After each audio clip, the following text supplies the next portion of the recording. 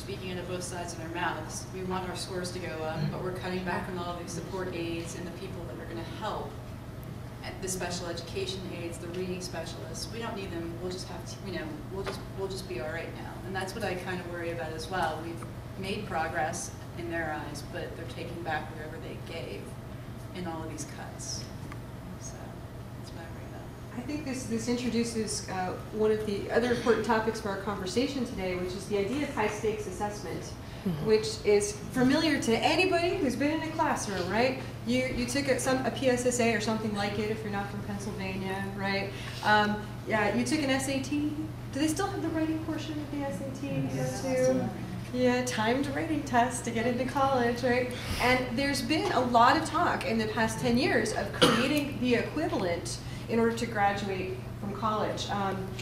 The Bush administration, his education department came up with this proposal that would happen in the course of the next 15 years, that they want to have just like a PSSA for the college level. It hasn't happened yet. But they want to do something similar to that, and certainly we have our own versions of high stakes, although we don't necessarily have a PSSA on the post-secondary level. We do have things where we are required to assess our writing courses. We're going through that now at KU, and our writing programs. In other words, they are measuring our success as a program, as teachers, by how you guys do in various ways. Sometimes on tests, sometimes on a particular essay, sometimes by looking at your grades in a particular course. And in high school, the stakes are often, and maybe you guys can help me to clarify this, how much funding that high school receives.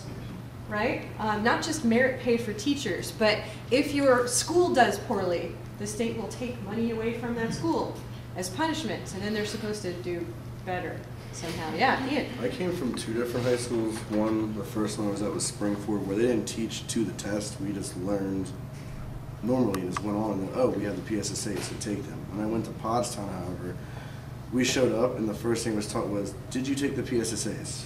Not for the current year. All right, well, you're going to enter the PSSA class to be taught to take the test. Yes, so they could so we could pass to get more money for Pottstown, since it was a poor school district compared to Springford.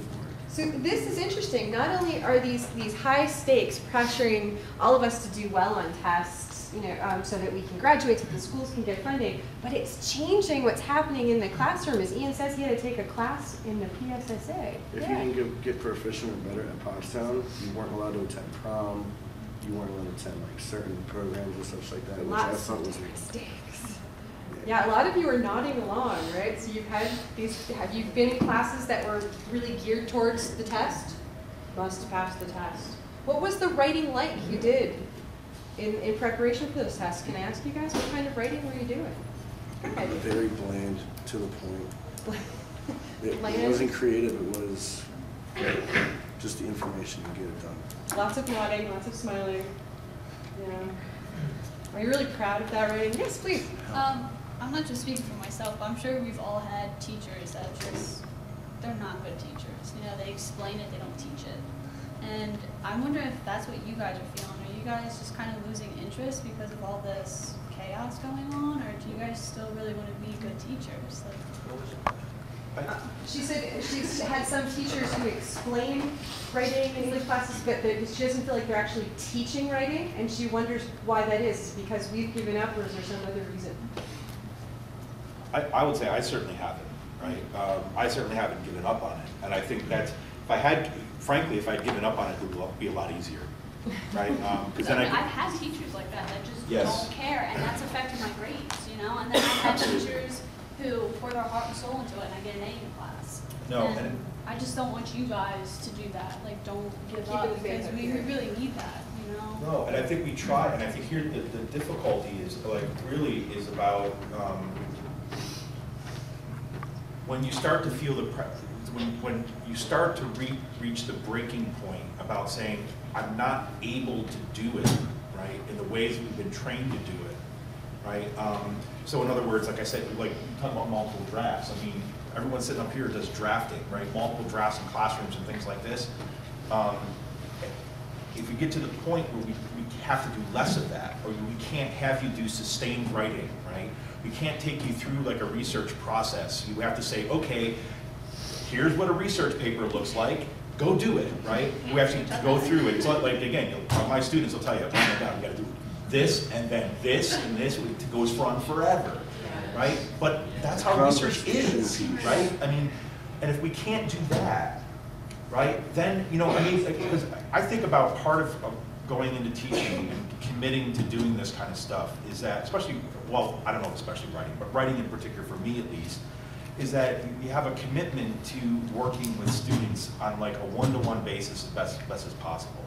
And so when you start getting the pressure where you can't do that anymore, I mean, I don't know how to not question being able to continue to do it, right? Because it feels like you sell your soul either way, right? I mean, you either just give up and say, hey, you know what? My life's gonna be a heck of a lot easier if I can just give you these forms to fill out, right? Or you leave it and turn your back on it, you know? I mean, right now, at least I'm still willing to fight, so. Thank you. In the school where I last taught, there was a discussion in the English department that convinced the administration that we needed to have rhetoric classes. So what they did was, in their infinite wisdom, they gave every teacher an extra class, put 30 students into it, so we had to teach that class in addition to the classes we were teaching in English, which made it almost impossible to do too. And what happens is, in my tutoring, I would see students from other teachers' classes who weren't being given the information they needed or the instruction they craved, because a lot of them in their junior year realized I need this for college and I want to get into a better school. So they were laying it on me and I wasn't even their teacher. So you do get burned out. You do get to the point where you phone it in. Yeah. And I could never do that. Thankfully I retired before I had to even consider that, but it was getting pretty bad near the end. And I would say too that I think there are certainly bad teachers the same way there are bad dentists and bad plumbers. And there's right, there are people who don't care about their jobs in every field.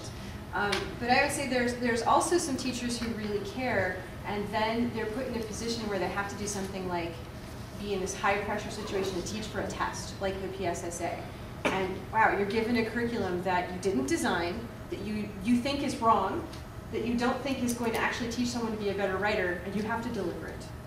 And it's hard to be passionate about that in the classroom. I think one of the things for the psych ed students, and PSSA is done throughout all grades, and I know that, but my experience is middle school, psych ed, high school.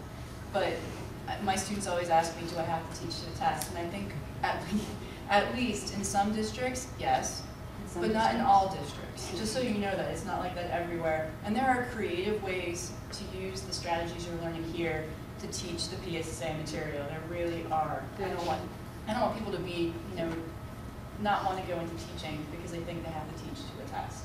You shouldn't have to get around it. Exactly. We shouldn't have to get around it, but you can. I know that there are really good teachers out there, and student teachers as well, that I've seen that have done a really nice job of teaching inference, of teaching all of those PSSA topics like bias and propaganda well, and still teaching to the test in a way. So there are ways to do it. I don't want people to think that there aren't. I teach a class here at Kutztown called Teaching Writing. It's a 400 level class for psych ed English majors. And we often talk about the difference between teaching in a curriculum and teaching on it. Right? And that you can find creative ways to teach on top of it.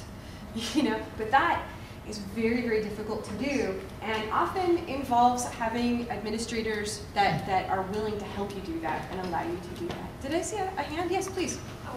Excuse me. I had Mysti last semester during the spring, and I know she didn't have any tests. I was like, awesome, awesome. And then she said we were gonna write a 30-page book, so I freaked out. 30-page book. Yeah. But overall, when I finished it, I was so accomplished, and looking back, I still have that book. I gave it to my mom, and there's so many things that I learned from it, and I didn't take a test, so it's just an example of that.